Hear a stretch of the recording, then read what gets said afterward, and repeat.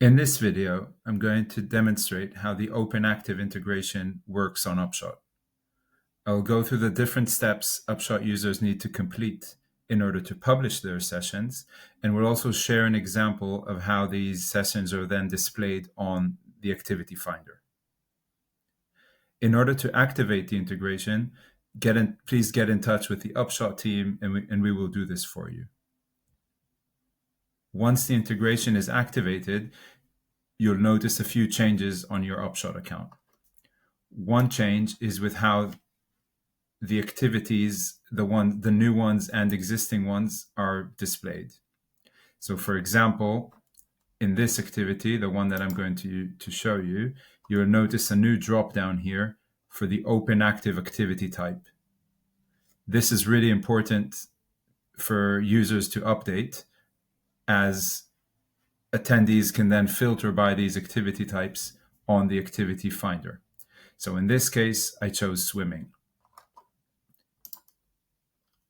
The other thing worth mentioning is that for each session, you could define if you want to share it or not. So the one that is happening on the 4th of October, you can see that I've ticked share to OpenActive, but then there might be other sessions that I do not want to share, so I can just leave it unticked. Once a session has been ticked with the share to OpenActive and saved, that means it could feed through to an Activity Finder. You'll notice here that I've added a few links to the additional session information, and in a sec I'll show you how this is then displayed on the Activity Finder. So to summarize the Upshot bit, you need to activate the integration. This is something that the Upshot team can do for you. You need to select the OpenActive activity type when editing or adding a new activity. And for each session, you need to tick the share to OpenActive tick box, so it would then feed through to the Activity Finder. Moving on to the Activity Finder, this is a Merton Council one, and I just wanted to show you how this will look for people using it. So you can see here, there's a search bar. I can look for swimming. I can add a date filter. So I want to look for things happening on the 4th of October.